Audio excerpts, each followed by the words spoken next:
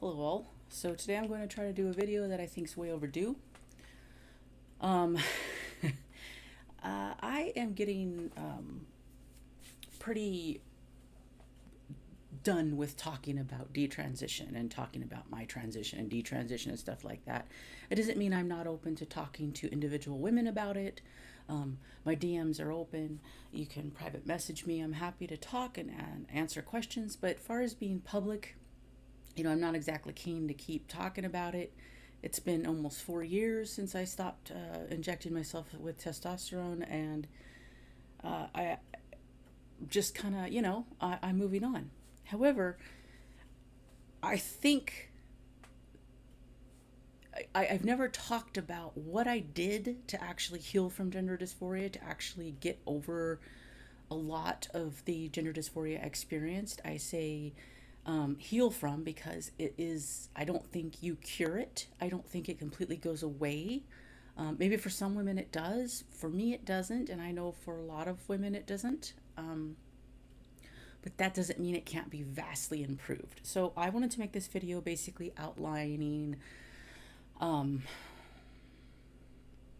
this, what I did to heal, what I did to help my gender dysphoria and recover from both the ideas behind transition and being trans, and the gender dysphoria, social dysphoria, the gender dysphoria, and sex dysphoria, like the dysphoria around my body, like the uncomfortability and the disgust with my own female body and anatomy.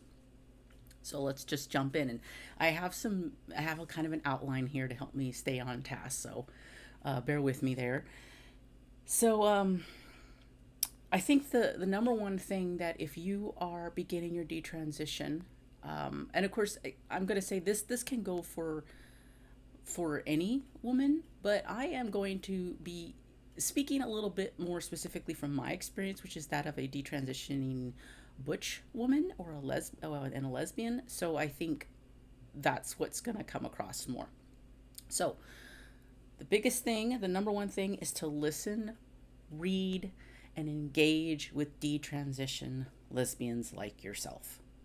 I cannot tell you how important it was and how perspective changing it was to just listen to other detransitioned lesbian stories, because I could relate. I understood they were talking to me, and but they also offered their own ideas about what was going to be helpful for recovery. And I implemented some of those, and some of them worked. Some maybe didn't work, but I mean, that's the whole part about talking, right? Is I guess when women get together and we discuss and we talk about our lived experiences, our lives, and our trials, and what's helped us, we find ways to heal. And I think that's a super important aspect to this, is to engage with other women like yourself. Read and engage with second wave feminism, also known as radical feminism. I found it extremely helpful because I think it's a real base level feminism. you know, like with anything in the rest of the world, not every single essay, not every single book, not every single radical feminist, not every single second wave feminist is going to have something that you agree with, but you're not supposed to. You are, I mean, again, it's a community that is discussing issues, and some women are going to have ideas that don't resonate, or maybe you find aren't true to you, and that's fine. But I still think engaging with an open mind and listening to the philosophy and the experiences behind second wave feminism is very helpful for you understanding your own femaleness, your own place in the world as a woman. And for me, it helped me understand a very key element, and that key element is that nothing makes me a woman other than the fact that I was born a human female. I am female. That's what makes me a woman. I'm an adult female. That's what makes me a woman. Nothing else makes me a woman. Not my hair, not my makeup, not the way I walk, not the way I talk, not who I like to have sex with. None of that matters. And that is a very, very key element and a different perspective to take on to really help you get out of this mindset that the things you like, the things you wear, the things you do uh, means something about your sex or about your gender. Um, when in fact, maybe it doesn't. And I don't think it does. So that was very helpful to engage with. Oh, the other thing I found very helpful about engaging with second wave feminism and radical feminism is that it helped me not feel crazy because, living in this world as a woman, especially a gender nonconforming woman, you you get that you get so much shit thrown at you, but everybody else, it seems like the world acts like that's not happening, and you're like, no, every single day I'm getting treated like less of a human because I'm a woman. But the rest of the world generally is like, oh, that's not true. Everybody's equal. And you're like, no, I don't think so. And you start to get crazy, right? It's like gaslighting. And but radical feminism, second wave feminism goes, no, hun, you are seeing it. It's true. Like, women are subhuman in this society. Um, and I think that's important to recognize because you don't feel crazy anymore. You feel seen, you feel heard, and you feel like, okay, there's other women here who see the same thing and experience the same things. And, you know, that's very liberating and can be very healing. Um, let's see. Excuse my paper. So when I was engaging with detransitioned lesbians, and most of them were radical feminists, they recommended kind of doing a purge from all male culture, and from just maleness, which I mean by maleness is everything associated with males, their bodies, their genitalia, their voices, their culture, everything. Just disengaging with that as much as possible. And I did actually for about a year. I didn't listen to any male singers, even though I am some of my favorite bands have male singers, but I didn't engage with that for a year. I only listened to women singers, and songwriters. And of course, the key here too is just because they're women singers doesn't mean they're not singing some really misogynistic, horrible stuff. That does matter. I engaged with with women singers who had some feminist root to them. Like one of my favorite female artists is Tori Amos, and um, she a lot of her songs really speak to women's experiences and women's hardship and also women's healing, and something like that is very important to engage with. I also really refrained from watching shows that were very male centered with any kind of male violence involved, anything that was derogatory towards women. I really didn't watch too much TV, to be honest. I like to play video games anyways, and when I played video games, I always played female characters. I engaged with games that were had a female protagonist. Um, um, Horizon Zero Dawn is a really good game, as a very strong female lead, and just a really nice game to play. Dishonored 2 is another game that has a female protagonist who is really awesome. Also, if you do if you're like me and you play like online, where you can create your own character and stuff, you can create your own character that looks like you. And I did. I created a butch looking woman character to play. And funny enough, in some of these games, if I was talking to other people, they would mistake my character for male and then be confused about it. And I'm like, I'm even getting misgendered in video games. But, just I rarely just talk with people online anyways, because they're mostly dudes and they're mostly stupid. But having that female centeredness is very important to do. So I did that for a year. Also during that time, I really dove into creating art, and doing art around the female body, around womanhood, femaleness, and really celebrating it, right? And also, I have had what is called sex dysphoria, very bad for a lot of years. I don't. It's pretty good now. I have episodes where I'm still very uncomfortable. Have moments where I can get very uncomfortable with my female anatomy and my sex, but overall, it's probably the best it's ever been, because it started very young. A lot of shame and disgust and hatred around my female body and around my anatomy. Hatred, a disgust and hatred of my vagina, of my vulva, my clit, breasts. Just, I idealized the male body, and I wanted the male body. I felt like I should have the male body. And I had to disengage from that because it's a fantasy. And it's a fantasy that goes off the rails. It's a coping mechanism too. I mean, it's not necessarily a super happy fantasy. It is a coping mechanism for women. I think for me, I'll speak for myself, it was a coping mechanism for trauma and homophobia. It was the way I found to engage with my sexuality was envisioning myself as male, because there was so much shame around being a lesbian and around being a female and around having a sexuality as a female.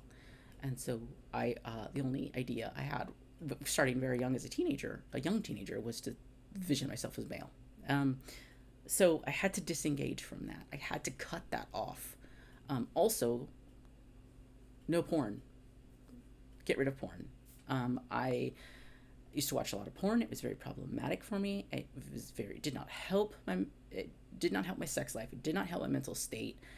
It just was not good. And it also, I don't care how positive you think your porn is that you're watching.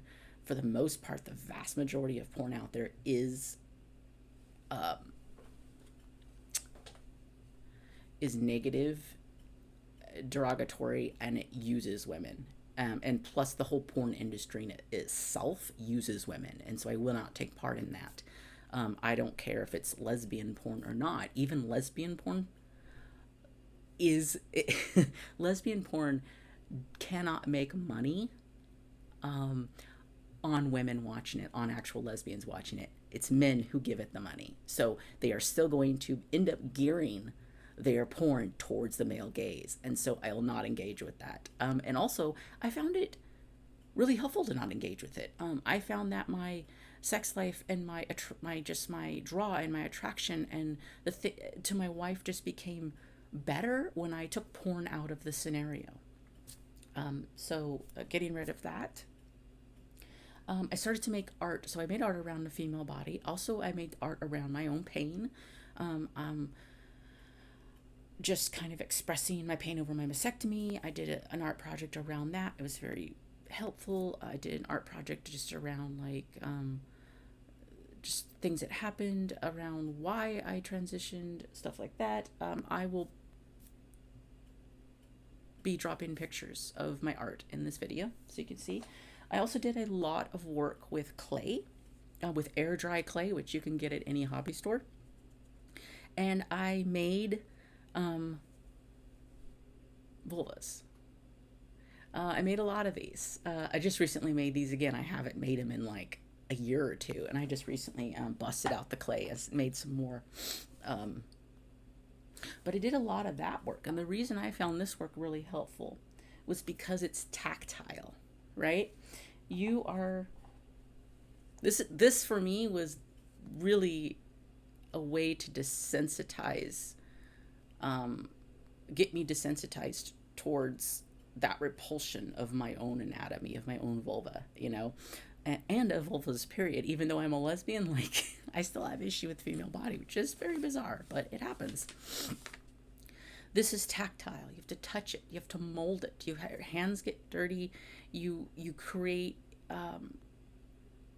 and you create something beautiful, and you get to look at it as beautiful instead of looking at it as gross or nasty or smelly or all of the fucking things that women have to deal with around our vaginas. Like, you know,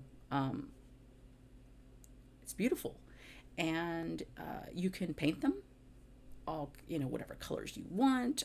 I usually like to use like golds and silvers and stuff just because, you know, or just leave them plain. I did a thing where I made a whole bunch of these, just left them just plain clay, because since it's air dry, this will just biodegrade if it's out in nature, right? I mean, it doesn't leave anything behind if you don't paint them. So what I did is I made a bunch of these, and I went around to all the walking trails in my area, and I made them to where they would fit inside the bark of trees, and I put vulvas on like all these trees along the nature trails. They were up for a good month before somebody discovered them and took them all down, but it was a fun project, right? So, you know, doing those kind of art things around the female body to show appreciation and love was super helpful for me. And yes, if you were to ask, if you were to tell 19-year-old me this, I would laugh in your face. I'd be like, get rid of that hippie shit, you know? But I tell you, there's something to it. There is something to it. Don't be afraid to try some weird stuff. So yeah, I did a lot of the art stuff.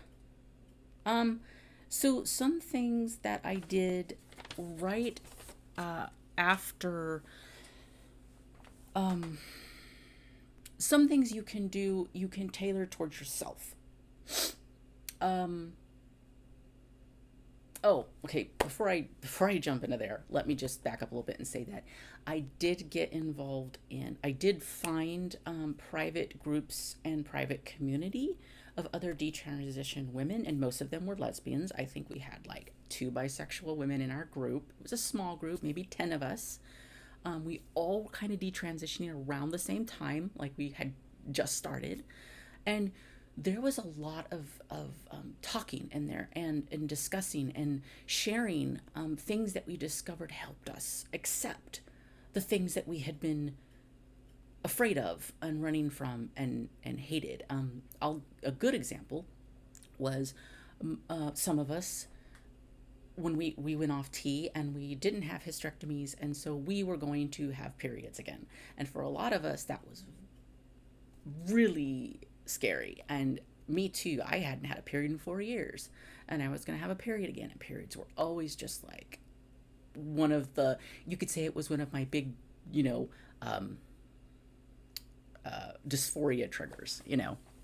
So, and other women were the same way. And so we started discussing ways that we were going to maybe deal with our periods. And one young woman said that something she did was that when she started her period, she drew a nice warm bath. She got in the bath and she just sat there, and she just kind of watched the blood kind of float around, bubble up slowly. And she said it was actually very beautiful to watch. And it helped her to engage with her menstruation, with her body, with her period as it's a normal process of women. And also that it can be kind of pretty too, and it be kind of beautiful, and it's not anything gross or disgusting. It's part of you. Something I did was when I had my first period, I sat down, and as I remember sitting at the table having cramps, and I'm very, very, very uncomfortable with it all, and worried that it would trigger my dysphoria again, and I would want to go back on T. And I sat here and I just painted, just like free form painting. I didn't have any ideas. I just started painting, and I ended up painting something that was really beautiful, and it really helped me. And it had some period elements to it, and it was really helpful for me to engage and not be scared of it. The other perspective change that I did was that when I first approached that first period and going off of T, I looked at it actually very biologically and very factually. I am a female, I'm a woman. Menstruation is a normal part of my existence. It means I'm healthy. When I start bleeding again, when I start having my period again, it means I'm healthy. It means I'm getting back on the road to being um, whole, healthy, and functioning. That's good. And framing it that way really helped me just accept it. It doesn't mean any of these other things.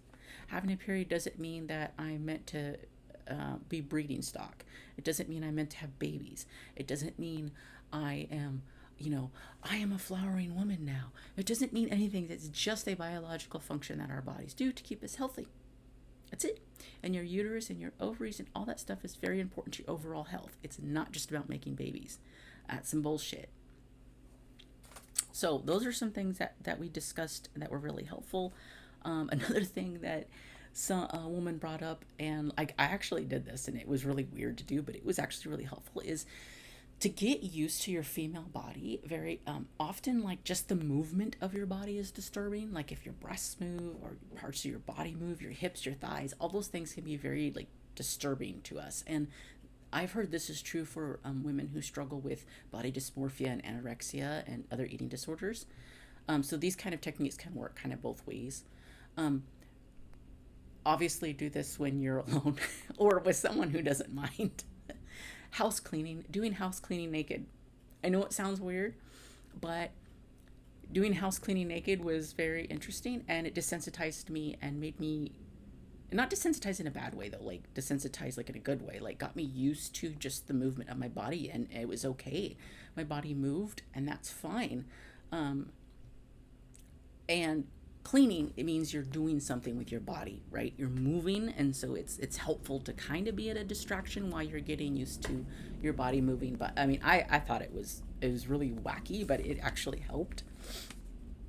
Okay, so a thing I did that was a personal thing, and each one of you is going to need to find your own ritual. I call it like a cleansing ritual. And keep in mind that humans do like rituals, and it's okay to engage with silly things sometimes. If you're like me and you tend to be a little bit logical and sciency, sometimes these things you're like, oh, it's kind of silly, it's kind of hippy dippy and things like that. But we are human. We like to engage with this stuff, so just engage with it and see what happens. No judgment. So one of the things I did was, after I took my last testosterone injection, I felt like I wanted to cleanse my body of the drug, of the maleness, of just the whole fucking process. And so after that last testosterone shot, I shaved my whole body.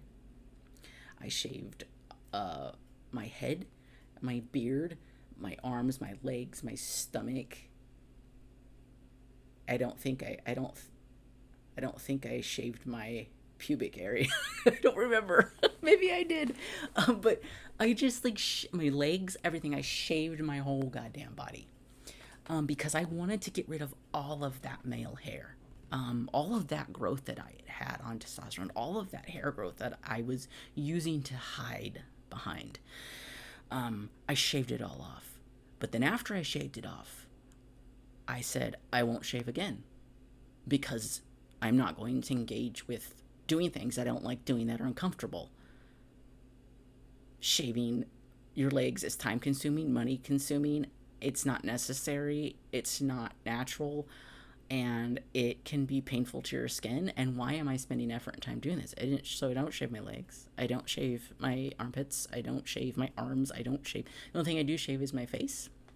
But I do that because I want to be recognized as female somewhat, and I do work. So, it's just one of those things. But honestly, I kind of wish I didn't have to, because I would leave it. It is what it is. I did a couple sessions of laser. It was extremely painful. And then after I did it, COVID happened and it forced me to take time off. And after about a year, I discovered it's not that big a deal. I don't want to hurt myself to make other people feel comfortable. And I do go back and forth on it a little bit. Sometimes I'm like, oh, it would be nice to get rid of it so I don't have to shave. But then I'm like, I also refuse to do it because I don't want to be in pain to make other people make other people comfortable. So, but as of now, what, almost, what, 4 years out, I still leave my facial hair. And when I'm not working, I don't shave usually. I mean, I'll get a couple days to a week's growth if I'm not working. I don't give a shit. Funny thing, I still get recognized as female, quite honest, even with my facial hair. So, interesting. So anyways, I cleansed myself. I shaved my body. Then also, I've always been very connected with nature, and I've always loved to go up to the mountains and sit under the trees. I live in California, and I live next to the Sierra Nevada mountain range, and it's just a couple hours away. It doesn't take that long to get up there, and I've grown up in that area too, and so that's kind of like my church. Like, that's my spiritual place. I'll go and I'll sit by a river. I'll sit under a tree. I'll go sit under the sequoias. And so that's what I did. I knew I had to do some kind of a religious spiritual thing. And so I went up to the mountains, and I went under some giant sequoias, and I just sat there, and it was what time of year was it? I think it was fall, right? And so really, like, there is nobody up there during that time. So I was pretty alone. I sat under the trees, and I just kind of meditated, and I listened, and I said I was sorry. I said I was sorry to the forest, and I said I was sorry to the trees, because I felt like they are they're my God, or they're my spiritual connection. And I said sorry for everything I'd done to myself, and sorry for rejecting my natural existence. And then I washed my head and face in a river up there, very cold water, and I came home. And it was very cleansing, It was very spiritually cleansing for me, and very helpful. And everybody's going to have their own thing, right? And you find yours. But I mean, I don't know. I think nature is cleansing and helpful for everybody. I think we have to connect with it. So, you don't need to go to the mountains necessarily. You can go to a quiet place in a nice park, or even a beautiful tree on your college campus. There is a couple big, gorgeous oaks on my local university campus that I've sat under, and just felt wonderful doing that, looking up at the sunshine. Find a place and sit and just engage with your world. So that was something I did that was super helpful. Also important to focus on the positives. What can your body do? Not what it can't do, not what it isn't, what it is. I know not everybody is as physically abled as others. I have my limitations too, but does it matter? What can you do? I mean, maybe you're creative. What does your mind do? That's the other thing too, is we separate the mind and body, and really they're all one thing. So start to think of yourself as a whole person, not necessarily separate, not necessarily mind separate from the body. But what can you do? You yourself, what are the great things you do? What can you create? Where can you go? What can you build? What can you do? Just, start focusing on those things. Engage with reality as it is. Radical acceptance is another big, big key. Accept things for what they are, not for what you want them to be, because they'll never be what you want them to be. You're never going to have society accept you. If you look like me, you're always going to be an ugly woman. In the male gaze, in the eyes of society. I don't perform femininity. I don't put on makeup. I don't have long hair. I don't perform. So I'm not pretty. I'm also fat, so I'm not pretty. I'm never gonna be. That doesn't mean that a lot of women don't find me beautiful. They do. And those women are important. The women who accept me for who I am. My lovely wife, who finds me to be the most beautiful woman she's ever seen. That is where I draw from. Not from the stranger at fucking McDonald's that calls me sir. Not from the customer that calls me sir. No. The society is not going to accept you Stop trying to get it to accept you. Find your people, find your community, find acceptance in the people that matter. Accept that you're a woman. Accept that you're female. It is what it is. And where are you going to go now? What are you going to do now? Move forward. Keep going. Keep fighting. This is living authentically is a strength, a true strength. And living authentically means living exactly how you are. The biggest goddamn lie we've been sold, and this goes across the board for all kinds of things in our society, not just gender. This goes for, diet culture and beauty culture and consumerism. Western society loves to sell you things, and they want to sell you your true self. You cannot purchase your true self. Your true self is exactly who you are. A drug doesn't make you your true self. A doctor's not going to make you your true self. If you're looking to the medical community for your true self, you're looking in the wrong place.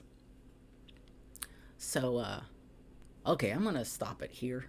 I'm already at like 30 minutes. I hope this was helpful. I think I touched on a lot of things. Like I said, if you are a woman who has recovered from gender dysphoria or recovered maybe from anything else, and you've related with any of this, put it in the comments. Let's talk about it.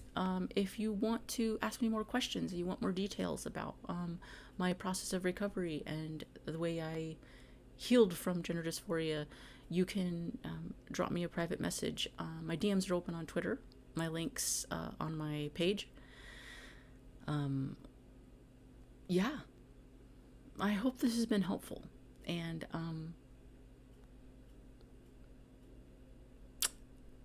every day that I walk through the world as a butch lesbian is a happy day.